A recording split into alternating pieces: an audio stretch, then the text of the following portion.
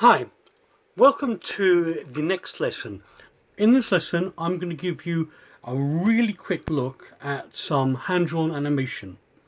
Now, really and truly, all you need to do for hand-drawn animation is have some paper. Plain is best, but anything that works. Pencil or pen or any other one. Pencil tends to work a little bit better, but depending on what you have available to you, it doesn't really matter. Now, there are some niceties to have. If you have proper animation paper, it will actually fit in onto one of these, which is a pegboard. And it's a bit like the holes you find from a hole punch. And you can place your paper down. It means it won't move. Now, you don't necessarily need that, but it helps line up the paper. Now, the other thing that is a nicety is something like this. Now, this is a light board. It's the modern version of a light box. And what happens is, if you get yourself a little bit of power, you can plug it in to a USB usually. And you'll see it lights up like so. What that does is it pushes light up through the paper and allows you to see what you've written on the paper through another sheet. So I'm just going to put that to the side and grab myself a bit of paper. And all I'm going to show you here is the first few frames of getting the ball to move in a ball bouncing motion. So I start off with my piece of paper and the pencil that I have now just put down and can't find. Never mind, what I'll do is I'll just grab myself a different one. So I have my paper. I start by drawing my ball on it like so. Again, really simple. You don't need to have any art prizes on this one.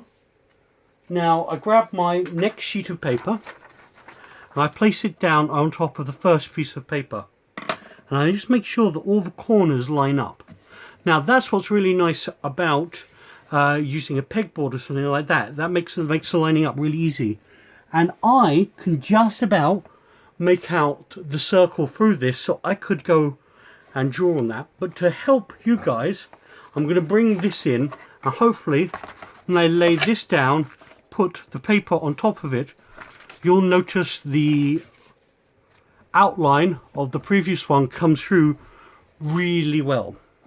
So now that I can see my old animation, I can now put my new circle in as being slightly further down, and grab my other sheet of paper, bring this in, oops,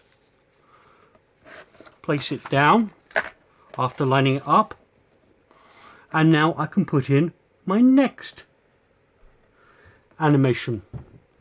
And just like as we were using the digital software before, all I need to do is keep adding pages like so,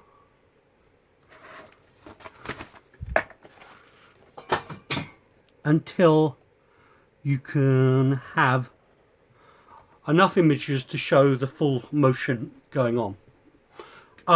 And that is how simple hand-drawn animation can be.